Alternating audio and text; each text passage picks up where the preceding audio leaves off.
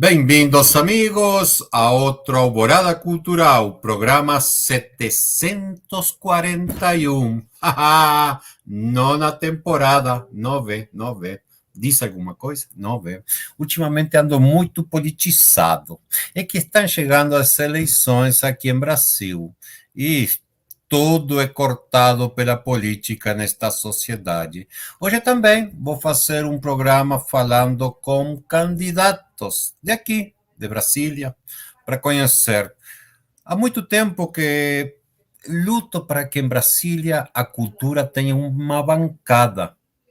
Eu que fui fundador do colegiado setorial, muitas vezes cheguei com meus companheiros na Câmara Distrital. Não tinha um deputado distrital disposto a comprar nosso barulho. A cultura, as artes aqui sempre foram patinho feio. Dá o dinheiro dele que se vire, ou seja, quando chegou a pandemia, a gente viu o que passou. Fomos os primeiros, os artistas, os primeiros em parar, e os últimos em reincorporar-nos. E o dinheiro da cultura, todo mundo querendo pegar. Enfim, agora que Brasília tem a chance de ter uma bancada da cultura, por mínima que seja, os anseios de nossa galera vão se ver refletidos, espero, lá na Câmara Distrital, de onde sai as emendas, o dinheiro. Vamos falar de tudo isso com as meninas candidatas. Elas que nestes tempos oscuros decidiram botar a mão na massa e construir coisas novas para a nossa sociedade, né? Que bom ter vocês aqui. Começo com a mais nova, Ingrid Soares. Boa noite, bem-vinda. Como que você está? Liga o microfone. Boa noite, Raul, tudo bem? Estou bem. Beleza. Você está? Beleza, onde você está agora? Que está aí num lugar bonito, parece, é isso? Eu estou no setor comercial hoteleiro sul, norte, daqui de Brasília. Tá vendo? A morada cultural, nossas convidadas. Olha que chique! Dá uma paradinha aqui. Deixa ver o resto se está assim também. Ellen Frida e Cláudia Farinha. Boa noite, meninas. Como que vocês estão? Boa noite, querido. Agradecemos demais a oportunidade de estar aqui, falando com você, falando aí com seu público, para a gente ter esse bate-papo da cultura, dos direitos humanos. Boa noite, muito querido. Mais. Que bom ter você, Cláudia. Boa noite. Estamos aqui dividindo aqui, a gente está saindo de uma reunião agora e organizando um local aqui para a gente estar falando com vocês. Legal, estão economizando câmera, muito bom. Sim. Então, já que vocês estão juntas aí, vou deixar vocês duas se apresentarem primeiro, que assim, a primeira apresentação de cada uma, convença-me a mim e a minha audiência por que nós temos que votar em vocês. E a primeira coisa é a apresentação. Vou deixar vocês duas se apresentarem primeiro, tá bom? Ellen e Cláudia. E nós vamos assistir, Ingrid. Se apresentam, por favor. Ellen e Cláudia Farinha. Salve, salve a todas, todos que estão aí nos acompanhando. Meu nome é Ellen Frida e eu sou doula e educadora perinatal, educadora popular, produtora cultural e ativista pela vida das mulheres, das crianças e todas as pessoas desse nosso Distrito Federal. Eu moro em São Sebastião, cidade periférica do Distrito Federal. Tem uma atuação lá voltada para as mulheres, a defesa e proteção da casa de parto. Fui fundadora da Casa Frida, um ponto de cultura, numa cidade onde não tem cinema, não tem teatro, não tem nenhum equipamento público de cultura, e tive a oportunidade de criar e gestar a Casa Frida aí durante 5 anos, e sou uma das tantas pessoas desse DF que tem o SEAC, que consegue aí disputar o acesso ao Fundo de Apoio à Cultura, que vem sendo tão negligenciado, né?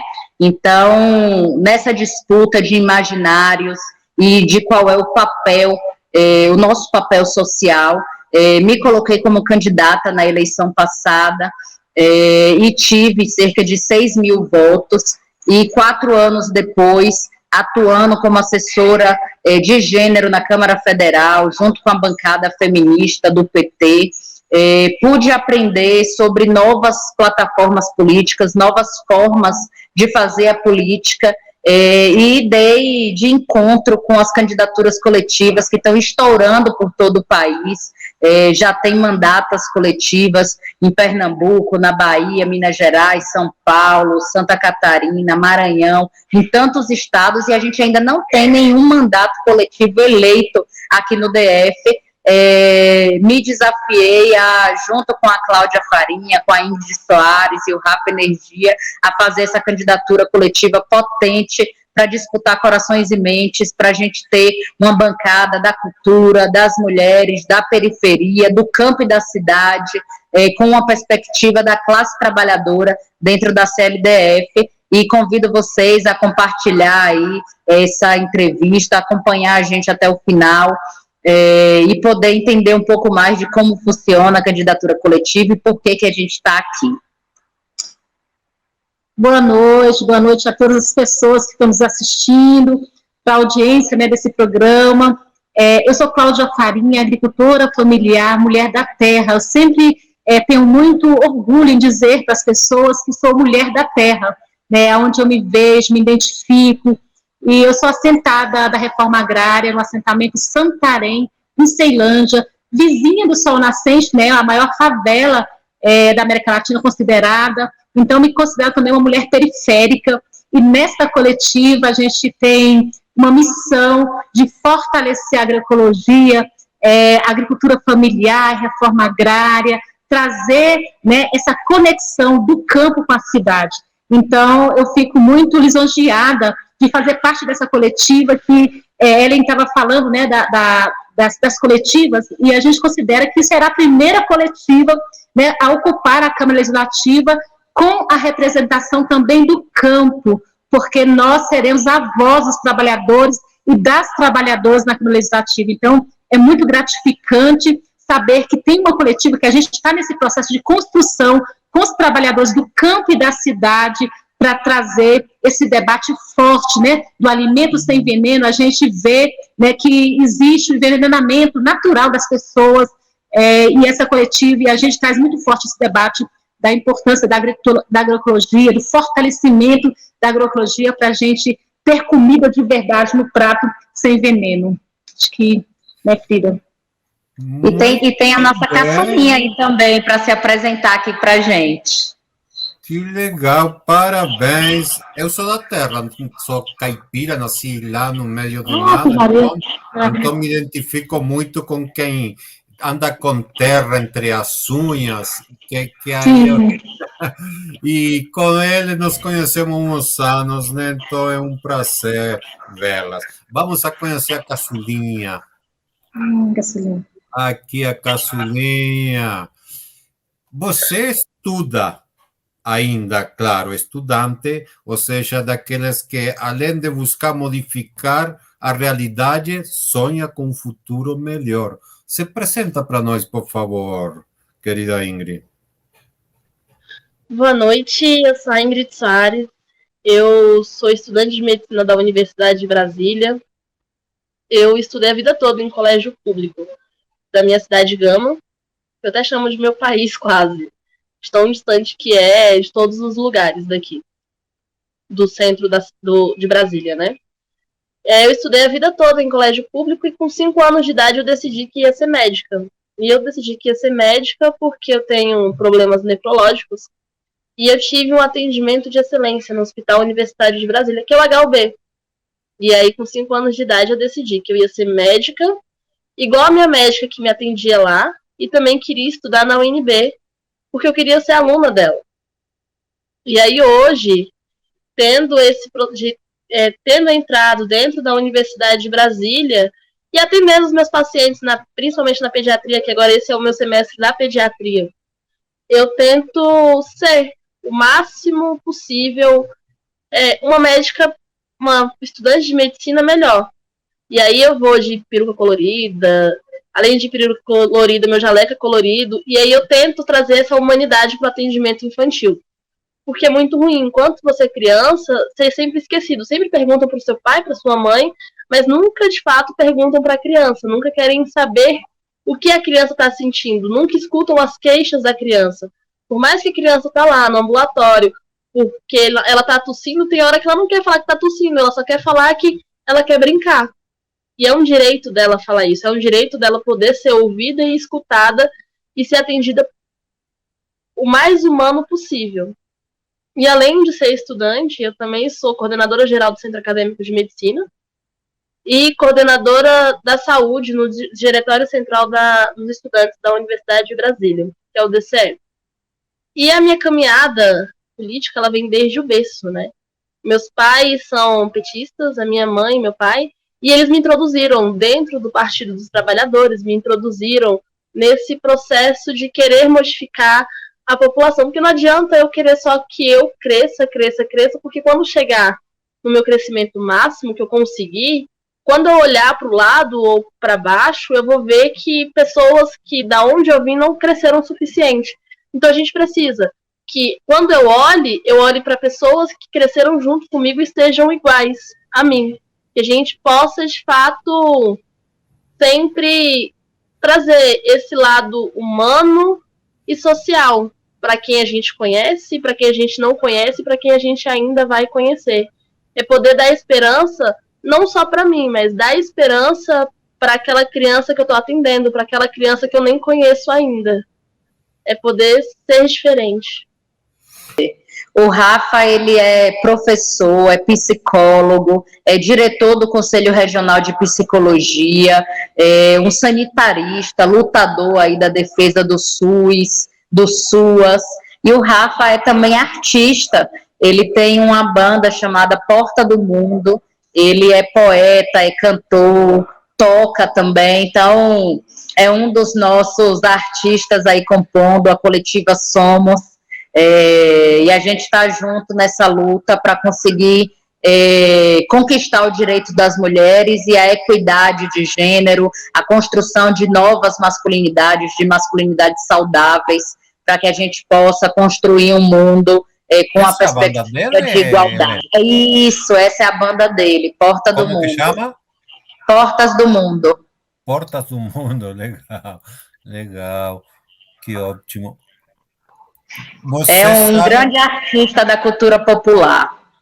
Vocês sabem que os meses que vêm agora são os mais duros da campanha, né? Ou seja, vocês vão viver jornadas de 30 horas, né? Haja perna. Está sendo 50 horas. Não adianta, todas as campanhas são iguais, né? Ingrid Soares, uma das que faz balbúrdia na UNB, tão atacada nesses tempos que passaram. Eu digo passaram porque acredito que fica atrás. O que se respira na UNB? Estas eleições, tanto faz, a garotada não está nem aí com a eleição, a preocupação, a militância, a discussão, a debate, me explica como funciona aí dentro da universidade, que eu gostaria de estar lá, mas não estou. A minha balbúrdia, né, como diria o ex-ministro da Educação, ela é muito politizada. A gente trabalha com a política e querendo mostrar, de fato, o que é a diferença que a política faz. E por que a gente faz políticas lá dentro. Porque a política, ela tá até no que a gente come. Se a gente parar para pensar, o que a gente discute dos valores do alimento, os valores de combustível, a nossa educação de fato, os cortes que a UNB vem sofrendo, é político. E a gente sabe por que a UNB e as outras faculdades federais e estaduais e distritais têm sofrido esses cortes.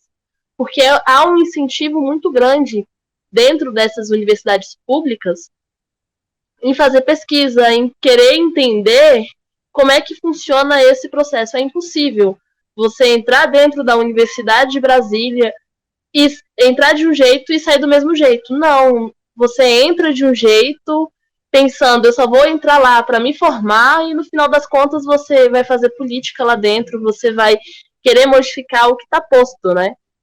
Essa foto que a gente... Aí você fazendo política lá, né? Sim, o que acontece? Nesse dia em específico, foi por causa do assédio que sofreu. Aquela foto que eu estou falando foi no dia que a gente fez um ato dentro da Universidade de Brasília, porque nós mulheres principalmente, temos sofrido muitos ataques violentos. Nós mulheres temos sofrido estupros, temos sofrido assédio em diversas vezes. Em 4 semanas, todas as semanas teve um caso específico, ou de assédio ou de estupro. E aí a gente fez uma manifestação indo para frente da reitoria, fazendo esse movimento. Hoje foi selecionado algumas mulheres, estudantes, para poder falar o tanto que a UNB tem sido insegura para a gente. Porque tem estado muito escuro lá, o nosso campus é bem escuro aqui no Darcy Ribeiro, assim como os outros campos também. Eu já fui aluna da UNB Gama, e ela é feita no final do Gama. Não tem segurança, não tem iluminação, então também é um risco muito grande. Então a gente precisa, cada dia mais, além de estudar, de fazer política, a gente precisa defender os nossos corpos a cada segundo dentro da universidade. Não é prioridade, né? Claro, né? Imagino. Que novidade. Cláudia, você que é da terra, menina. Que tempos esto, queimando florestas para entregar terra ao agronegócio. E agora, o que vem pela frente? Como que a gente leva as famílias de volta para o campo? Como é que faz essa mudança ao contrário das periferias onde se enterraram a plantar sua própria terra? Então, é isso, né? O que a gente vê desse governo é o desmonte das políticas públicas, é o ataque, né, aos movimentos sociais, aos indígenas, às comunidades tradicionais. Essa é a política desse governo Bolsonaro, né? Então, a gente precisa resgatar, a gente precisa valorizar os povos tradicionais, a gente precisa valorizar a agricultura familiar e fazer o resgate dessa política, da política, né, que a gente tinha com o governo Lula, que era de incentivo, de fortalecimento, de reconhecimento da importância, né, dos povos tradicionais para o meio ambiente, para a população, para as comunidades tradicionais, porque o agronegócio já é confirmado, né? Só eles não percebem que eles, o objetivo deles é lucro acima de tudo. E hoje o que fortalece, o que vai para a mesa... Tá passando. O que vai para a mesa do trabalhador, do povo, da população brasileira, é 70%, mais de 70%, né, do que nós, dos agricultores e agricultoras familiares, produzimos. Então, a gente precisa, mais do que nunca, fortalecer, reconhecer, inclusive, o potencial, né, dessas famílias, dos povos tradicionais que estão sofrendo ataques, dos movimentos sociais que estão sofrendo ataques cotidianamente pelo esse governo, que não tem compromisso conosco, né? Então, existe um acordo do governo Bolsonaro com a agronegócio, né, e usa, inclusive, a regularização fundiária para dizer que está regularizando as nossas terras, fazendo a regularização das terras, mas, como diria assim, ele é um mecanismo para dizer que está fazendo, mas o propósito, o objetivo deles é regularizar o agro, o latifúndio, e não, de fato, a reforma agrária. Isso ninguém vê, ninguém percebe, mas é exatamente isso, e é esse o compromisso do governo Bolsonaro com o agro, e não com os agricultores, com os assentados, né, com as famílias tradicionais. É isso.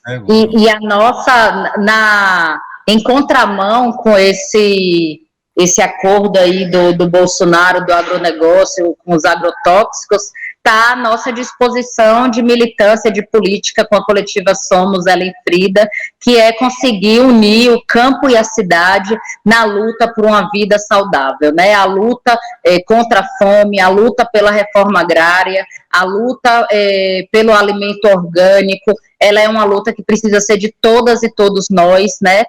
fortalece as famílias agricultoras, mas, sobretudo, fortalece o nosso sistema de sociedade, que precisa ter uma perspectiva intersetorial e uma perspectiva de união dos nossos povos e comunidades, e, por isso, a nossa candidatura é uma candidatura do campo e da cidade, para a implementação dos sistemas agroflorestais, para a implementação da alimentação saudável e orgânica, a preço de custo, a preço justo, que valorize os trabalhadores e as trabalhadoras da terra e que valorize a periferia, que possa se alimentar com a comida sem agrotóxico, né? Então, essa tem sido aí a nossa luta. Temos feito muitos movimentos pelas cidades, pelas periferias, e também por todo o campo, em cada assentamento, em cada acampamento do DF, estamos visitando e fazendo essa disputa, porque a gente precisa trazer o contraponto a essa política nefasta de Bolsonaro, e essa política nefasta, ela vai acabar se a gente se comprometer com a campanha, com a candidatura de Lula presidente. Tenho certeza que a audiência que a gente tiver aqui, que todo mundo que estiver acompanhando o Raul, já deve estar nessa perspectiva de apoio a Lula, para a gente conseguir vencer aí no primeiro turno e fazer a transformação que o Brasil e o DF merecem. E uma coisa interessante. Fale, Cláudia.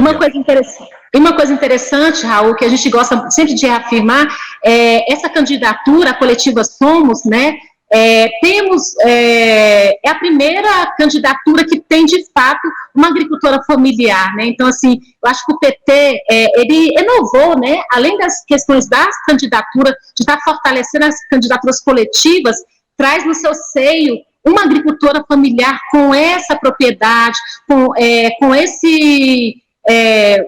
eu não falo nem propriedade, mas, assim... com necessidade mesmo, de fato, de trazer esse debate central, primordial para a sociedade do Distrito Federal. Né? Então, assim, a coletiva... Sobrevivência, né? Nossa própria sobrevivência. A convivência, então... A sobrevivência. Então, assim, a coletiva Somos...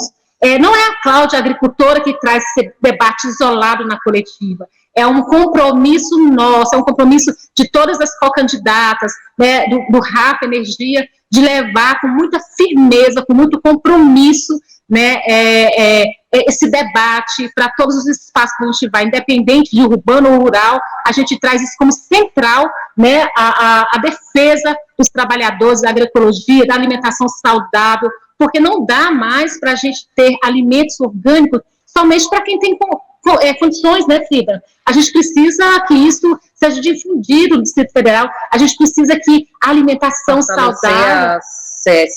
Fortalecer as CSAs, e que essa alimentação saudável vá para a mesa de cada trabalhador e trabalhadora, inclusive os trabalhadores da periferia, com mais de 33 milhões de pessoas passando fome, né, e a gente tem um campo urgente aqui no Distrito Federal, no Brasil, e a gente não tem esse fortalecimento que os governos petistas, né, via com muita força, trabalhava com muita força. Então, a gente precisa, de fato, dar uma virada, e a coletiva tem esse propósito, né, Frida? Helen, eu te conheci como militante da cultura e tu foi a trabalhar no Congresso. Imagina que isso deve ter modificado muito. Você aprendeu ferramenta, você estudou lá dentro, você teve que melhorar-se, superar. Hoje você tem outra visão da política de Brasília, até do Brasil e do mundo. Fale um pouco o que você quer fazer para mudar a sua cidade.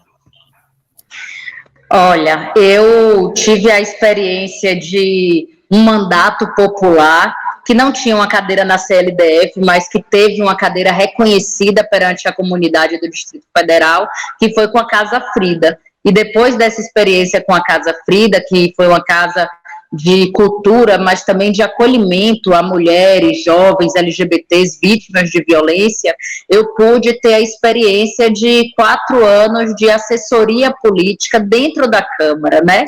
E com essa possibilidade, eu aprendi muito, não só como assessorar para que os projetos de lei fossem aprovados, mas como elaborar as políticas, como destinar os recursos, né? Então, Hoje eu me sinto com mais experiência para poder disputar esse espaço da CLDF e me sinto pronta, junto aqui com as meninas, de ocuparmos essa cadeira na CLDF. A nossa candidatura coletiva, as coletivas Somos, Ellen Frida, ela vem para reencantar a política com afeto e muita luta por direitos, na perspectiva da inclusão, da diversidade, da garantia das políticas públicas, para que a gente possa aí não só garantir a comida no prato das trabalhadoras e dos trabalhadores, mas garantir dignidade, né? E quando a gente fala de garantir dignidade, a gente fala de educação, de saúde, mas a gente fala também de esporte, de lazer, de cultura,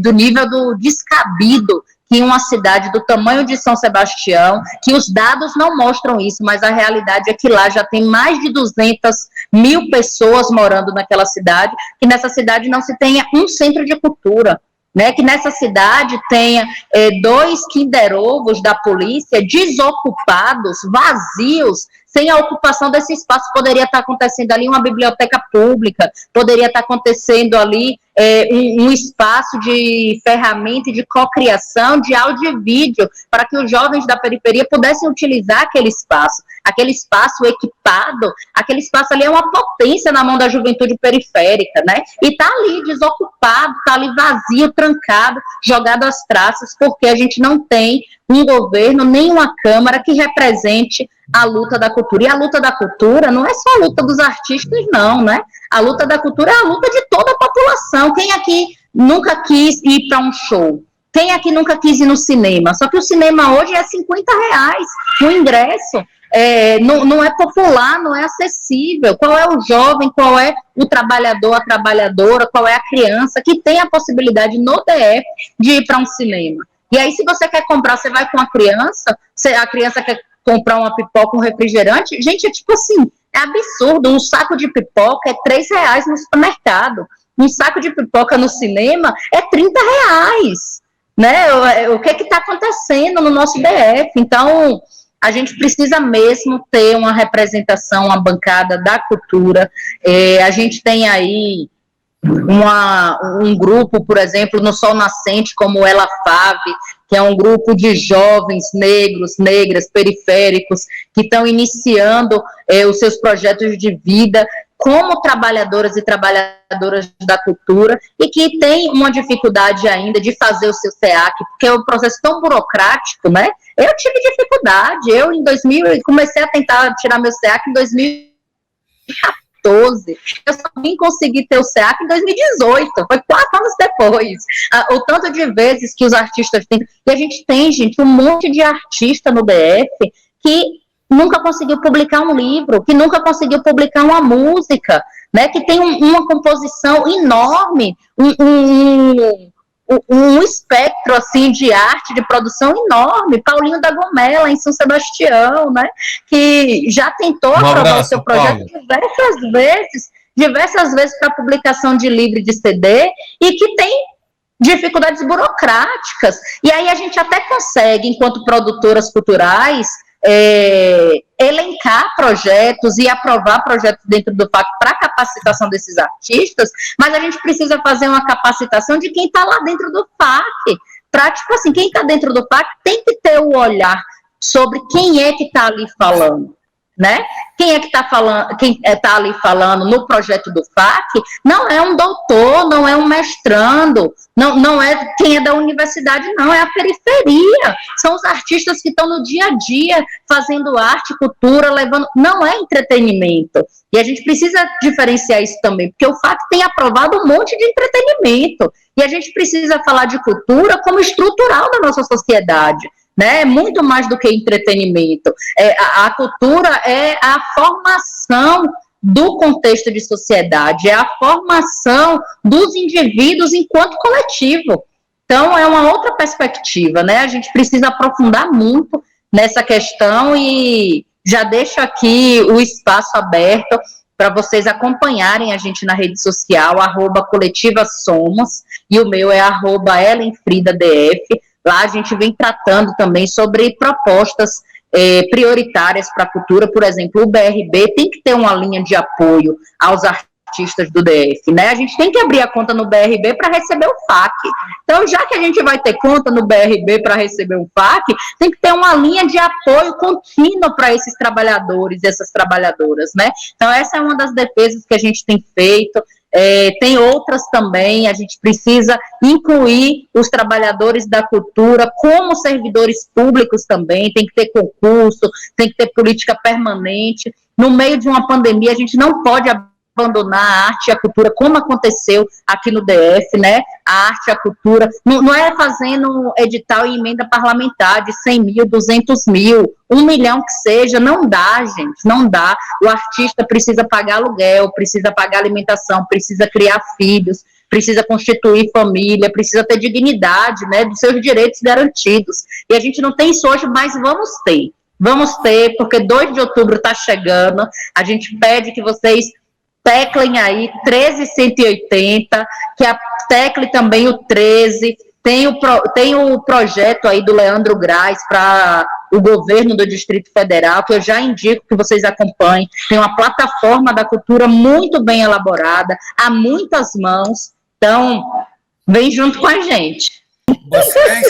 Vocês sabem que quem ajudou na produção da entrevista foi a Rose Uranga. Cumprimenta ela aí. Obrigado, Rose. Cadê a Uranga? Oi.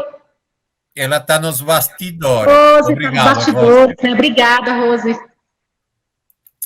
Antes de começar a entrevista, a gente estava conversando aqui nos bastidores com Rose, né, sobre as dificuldades que a gente passou na pandemia.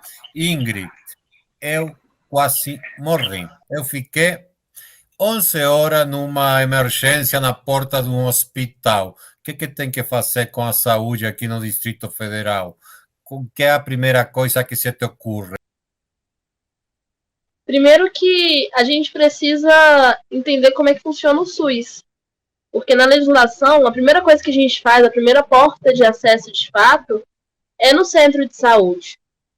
Ele também além de ser preventivo, ele também dá o primeiro atendimento.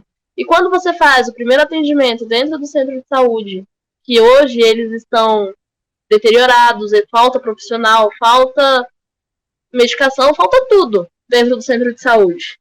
Então a gente tem que fortalecer, o primeiro passo é esse, é fortalecer o centro de saúde. É ter mais profissionais, é que esses profissionais sejam valorizados, que esses profissionais saibam o que de fato estão fazendo. E aí, além disso, a gente precisa fortalecer a atenção secundária, que a gente fala que são as UPAs. As UPAs têm a necessidade de ter um espaço adequado, precisam desse espaço com medicação, com instrumentos para fazer detecção, diagnósticos, né? E aí, quando a gente vai fazendo uma linha dentro da rede de saúde, vai entendendo como funciona o SUS, a gente vai lá. Primeiro, a gente vai para uma atenção primária, que é a atenção de saúde, o centro de saúde, a UBS. E aí, se dentro da UBS não se resolve, a gente vai para a UPA. Da UPA, a gente vai para um hospital de grande porte. Então, se eu tenho uma dor de garganta, eu consigo tratar dentro de um centro de saúde. Eu não preciso ir para uma UPA, eu não preciso ir para o pronto-socorro. Porque o pronto-socorro, ele já é num estado mais grave. Eu entendo que quando a gente chega no centro de saúde, a gente tem aquelas classificações de azul, de verde, amarelo, laranja, mas isso não é o suficiente. A gente precisa também educar a nossa população. E além de educar a nossa população em quais são as portas de acesso que a gente tem dentro do SUS, a gente precisa também educar esses profissionais. A gente precisa educar o governo a mostrar para ele que a gente tem um sistema único de saúde, que ele é elogiado pelo mundo todo e que a gente não consegue utilizar ele porque falta medicação, falta profissional, falta tudo. Falta política pública, né, Ingrid? Me explica essa foto aqui, por favor, o que é? Essa foto foi de um vídeo que eu gravei sobre a caderneta da gestante. A caderneta da gestante ela foi modificada agora no mês de maio, abril-maio, pelo Ministério da Saúde, onde ele, na caderneta, diz que a gente pode fazer episiotomia numa mulher grávida. A episiotomia é um cortezinho na vulva da mulher durante o trabalho de parto, e que a gente classifica isso, o mundo todo classifica como violência obstétrica. Mas o Ministério, a gente é classificado como. Mas o Ministério da Saúde, de acordo com a caderneta, afirma que não é uma violência obstétrica, é normal acontecer e não é normal. O processo de dizer que empurrar o bebê da barriga da mãe hoje traz um dano neurológico, hoje traz uma hemorragia maior para aquela mulher, que a gente chama essa manobra de Christeler. Ela é feita em gestantes, em puérperas, em mulheres de trabalho de parto, de fato. Fazer essa manobra traz todos esses problemas para a mãe e para o bebê. Mas, na caderneta da gestante, diz que não, é normal e vai ajudar no trabalho de parto. Não ajuda, só vai atrapalhar e só vai trazer mais problemas para aquela mãe e para aquele bebê. Então, é o Ministério da Saúde querendo fazer nós, mulheres, mais uma vez de palhaças. É exatamente isso, é querer que a gente aceite violência obstétrica como se fosse aceitar comer um chocolate, não é? A gente não tá comendo um chocolate, a gente tá sofrendo, a gente tá sendo violentado. E assim, desculpa, Ingrid, só lembrando, aqui no DF, a gente tem só uma casa de parto. E o Conselho de Medicina, a todo tempo, quer justamente acabar com a casa de parto que fica em São Sebastião. Porque tira a autoridade médica. Dentro da casa de parto não tem médico, né? A gente tem enfermeira obstetra, tem doula, tem outros profissionais ali dentro e eles querem acabar com a casa de parto. E o que a gente defende é justamente a criação de mais casas de parto, que em cada macro-região do DF se tenha casas de parto e a gente possa humanizar o parto. Né? Humanizar o parto é você dar o direito das mulheres de parirem de forma natural, como sempre foi na história da humanidade, né? Eram as parteiras que faziam os partos nas casas das mulheres, né? Parteiras, temos parteira desde o começo da civilização. Agora, doutores em medicina, desde ontem na história que temos.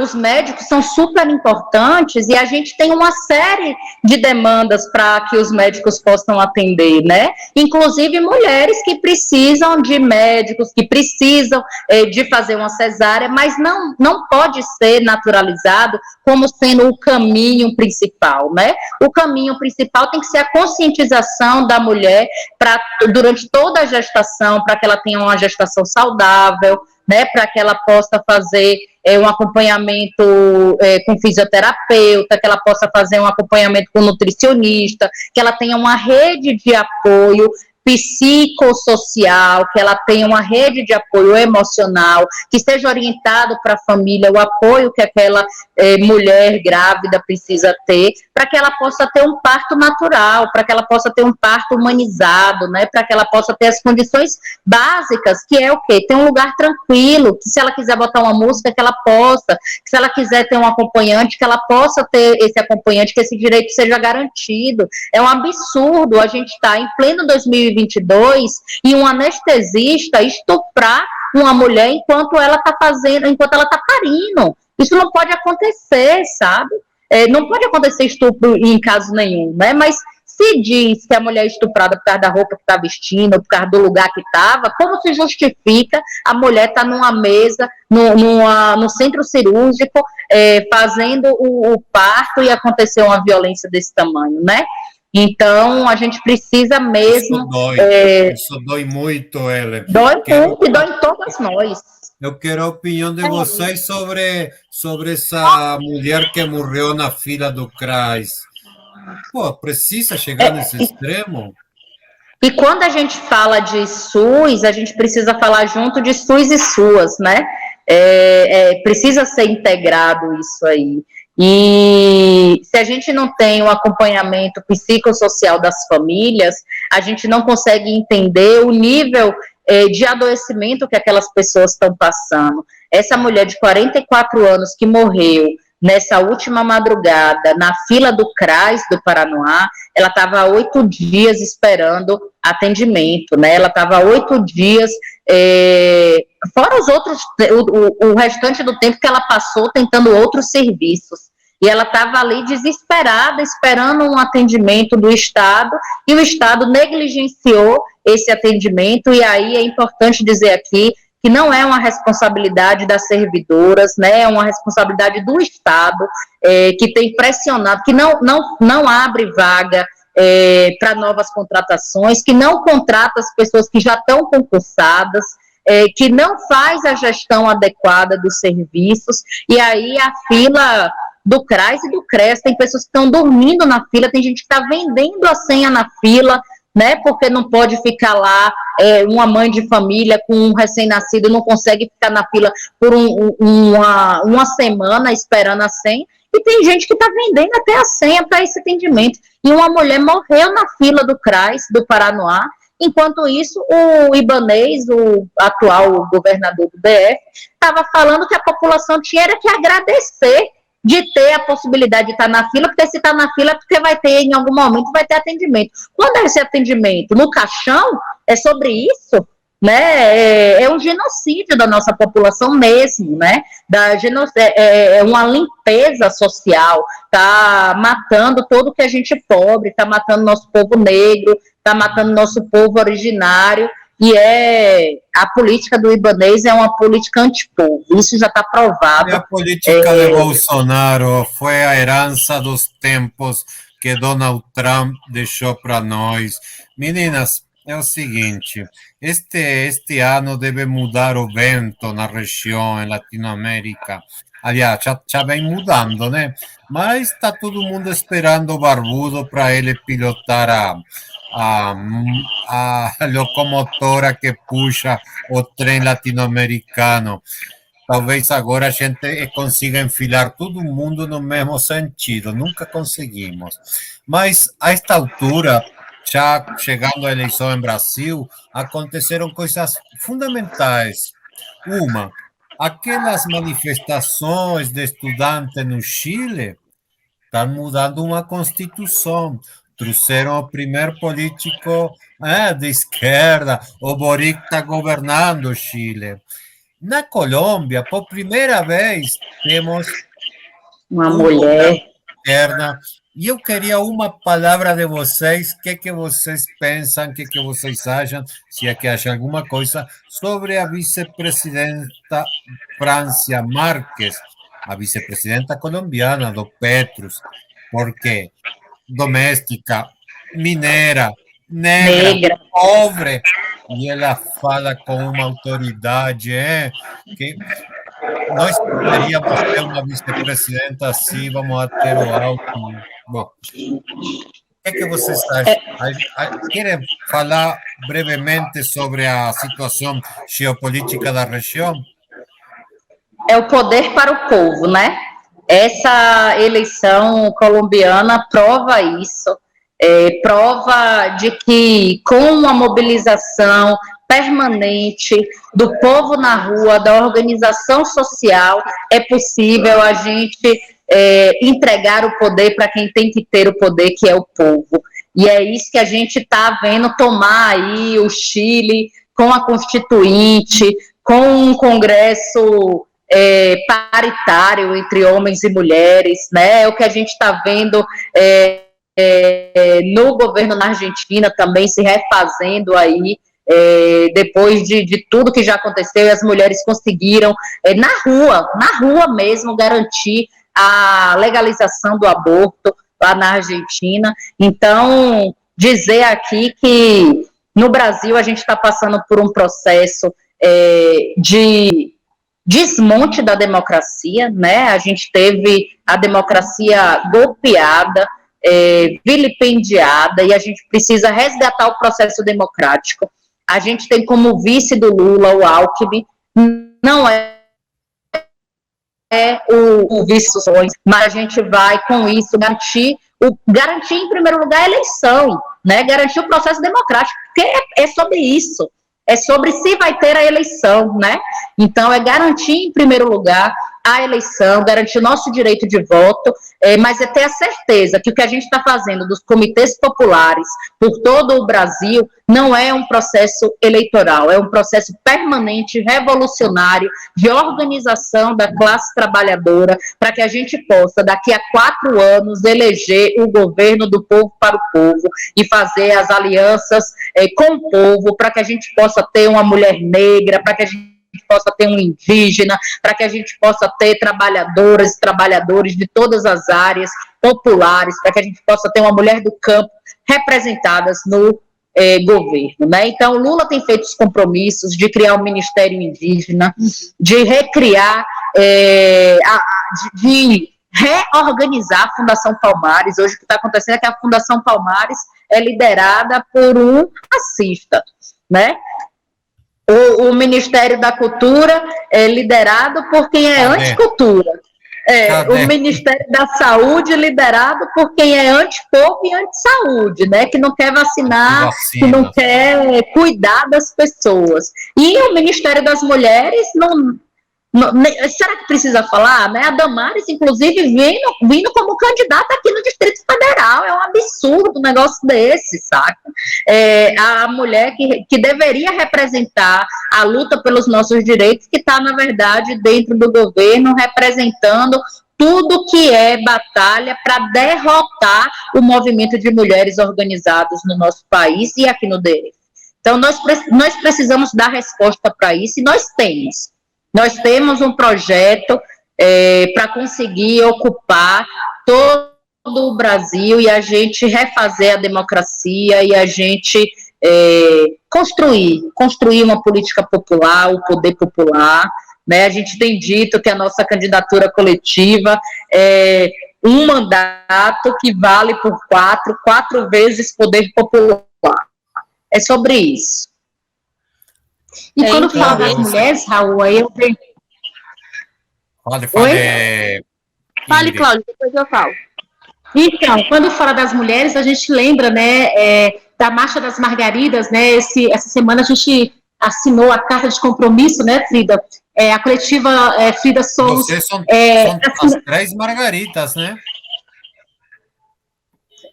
Somos as 3 margaridas. Somos as 3 margaridas. Desculpa, às vezes eu não consigo compreender. Então, nós assinamos a carta de compromisso, né, com a plataforma das margaridas, e quando a gente fala quando a Frida resgata esse processo que a gente está enfrentando do golpe, né, as mulheres rurais, as mulheres, as margaridas no campo e da cidade, teve um papel fundamental, né, de ir para as ruas, para a gente resgatar mesmo, né, as políticas públicas, e nesse governo que a gente vê todos os mecanismos, né, que existem de fortalecimento da agricultura familiar, das políticas de fortalecimento totalmente sucateada, né? A gente teve o MDA que foi sucateado, não existe o INCRA.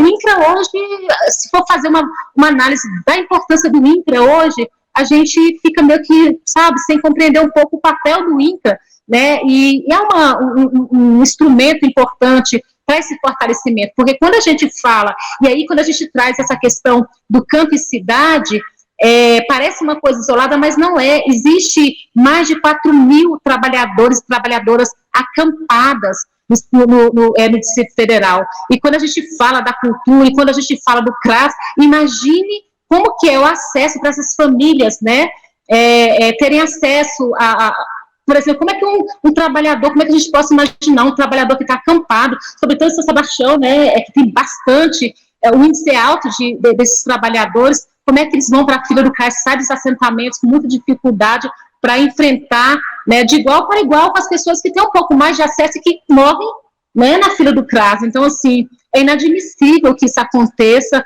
em pleno século XXI, né, onde a gente não tem a prioridade, as pessoas precisam compreender a importância da reforma agrária, não só para o campo, né?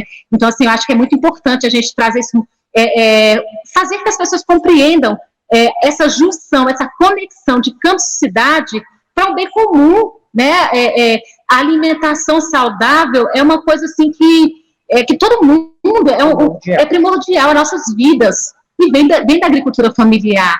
Então, não tem como a gente fazer um debate central de acesso à cidade, de políticas públicas, sem fazer referência né, aos trabalhadores e às trabalhadoras rurais. Então, assim, é bem importante, né, e reafirmando mesmo, né, essa conexão nossa, dessa construção, né, de uma política diferente, de uma política que dialogue, né, com as periferias, com a agricultura familiar, com os povos tradicionais, né, então, com a negritude, né, com o povo negro que está lá nas periferias morrendo, e seus filhos não têm acesso a essas culturas, não têm acesso ao lazer, não têm acesso, enfim, a uma vida digna, porque hoje a gente vê um governo aqui no Distrito Federal, assim, nossa, maravilhoso, né, o Ibanez coloca que a gente tem um GDF perfeito. Na propaganda de TV. Pra quem, né, eu queria morar no DF da propaganda do Ibanez. Todos...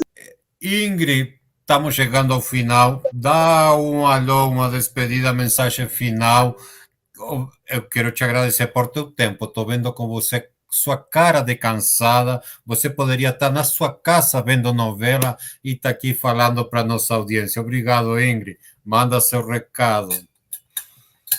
O meu recado é pequeno. É que todos e todas comecem a entender esse processo que a gente está se iniciando aqui no Brasil, na América Latina, onde o povo está conseguindo de volta a ir para o poder, que é lá o lugar do povo, que nós que somos o povo, a população, precisamos ocupar a cadeira da presidência, precisamos ocupar a cadeira do governo, precisamos ocupar o Senado, a Câmara Federal e a Câmara Distrital. E a gente só vai conseguir fazer isso quando nós, o povo, conseguir ter a consciência de classe. Entender que trabalhador vota em trabalhador, estudante vota em estudante, e assim a gente vai conseguir modificar não só o Brasil, mas a gente vai conseguir mudar o nosso Distrito Federal e vamos conseguir mudar o mundo. Porque, já diria uma pessoa aí, que os trabalhadores têm que se unir. E aí eu repito essa frase dizendo, nós estudantes também precisamos nos unir. Para a gente mudar o pensamento desse povo que não entende que precisamos viver igualitariamente e não um se sobressaindo no outro. E obrigada. Desde que a humanidade é humanidade, o homem ia buscar comida e a mulher cuidava dos filhos, da casa, da família, ou seja, a preservação da espécie. Depois, quando a geladeira estava cheia, nós íamos de novo para a rua, mas não era para buscar comida, era para guerrear, para conquistar. E isso se repetiu. A mulher seguiu cuidando da nossa espécie. E agora, nós víamos pouco tempo atrás, presidentes rodeados de ministérios, todos homens, ricos, meia-idades, brancos. Está mudando isso. Vai mudar dramaticamente aqui no Brasil e na região, em todos os países. As mulheres têm que se preparar para ocupar lugares de protagonismo. Não tenha dúvida. Estamos prontas. Vão perder espaço e a contraposição vai sair fortalecida. Eu dou meus parabéns para vocês que decidiram botar a mão na massa, pegar o touro pelo chifre, esse touro fascista que tem feito tanto estrago. Enfim, boa sorte para vocês. Parabéns pela luta. E 1 minuto para cada uma se despedir de nossa audiência, agradecendo seu tempo e seu carinho e sua disposição. Despidam-se cada uma. Gratidão, Raul, pelo espaço, gratidão a todo mundo que acompanhou aí a gente. Continua compartilhando, é importante que se faça ouvir, né? Que a gente tenha essa oportunidade de chegar em mais pessoas, para que as pessoas possam decidir sobre o seu voto. 70% do eleitorado do Distrito Federal ainda não escolheu quem é sua candidatura para deputada distrital, e nós aqui da coletiva Somos, Ellen Frida, nos sentimos prontas para, junto com cada uma e cada um de vocês, fazer a transformação que o DF pede, que o DF está precisando, né? Então, nos colocamos à disposição, quem tiver qualquer dúvida, quem quiser saber mais como que funciona uma candidatura coletiva, quais que são as nossas propostas, pode seguir a gente, @coletivasomos, e também o meu é @EllenFridaDF, o da Claudinha é @ClaudiaFarinhaDF. da Ingrid é @IngridSoaresDF e @RafaEnergiaDF. Pode acompanhar a gente aí na rede social, a gente está falando sobre tudo isso e muito mais, porque a Ingrid, por exemplo, esqueceu de falar que ela é diretora de saúde do DCE, da UNB, do DCE Ernestino Guimarães, que ela é presidenta do centro acadêmico, que ela é coordenadora geral do centro acadêmico de medicina da UNB, a Claudinha da base da CONTAG, eu que coordenei a rede de solidariedade do DF durante esse tempo de pandemia, entregamos aí mais de 15 mil cestas e fizemos um trabalho de apoio psicossocial a essas famílias. Então tem muito mais coisas para vocês conhecerem, acompanhe a gente na rede social, continue acompanhando o programa do Raul, que ele tem trazido muita gente bacana, e vamos juntas e juntos transformar o DF, porque há muitos braços de luta. É isso, e só nessa perspectiva, acho que a mensagem que eu deixo, com mais de 33 milhões de pessoas passando fome, é que se o campo e a cidade se unir, a fome não vai existir. Gratidão. Agradecer a todos e a todas terem participado, estarem escutando a gente, continuar acompanhando o canal do Raul e seguir as nossas redes, como bem frisou a Ellen. E obrigada, Raul, por ter nos convidado. Obrigado a vocês. Quem está aqui nos bastidores assistindo ainda é Rosé. Rosé, eu vou fazer uma pergunta para nossa produtora aqui. Você acha que se Ellen Frida é presidenta do Brasil, a Claudinha seria uma boa ministra da Agricultura e a Ingrid uma boa ministra de Saúde, Rosé? Com certeza, você viu aí o tanto que eu admiro essas mulheres, né? Elas me representam e é por isso que eu estou apoiando todas elas. E o Rafa também, um excelente ministro também da saúde, junto com, né, alguma coisa lá junto com a Ingrid, os dois iam dividir perfeitamente esse campo, esse espaço. Obrigado, meninas. Muito bom. Boa eleição. Obrigada, gratidão. Obrigada. Muito obrigada, Raul. Muito obrigada. Ufa, assim passou o programa 741. Quero convidá-los para segunda-feira, nosso semanário latino-americano, programa que fazemos ao vivo pelo Facebook e YouTube, junto com minha amiga Brenda Marques Pena de Belo Horizonte. Vamos a falar da geopolítica de Latinoamérica. E aqui no Alvorada Cultural, na próxima entrevista. Tchau.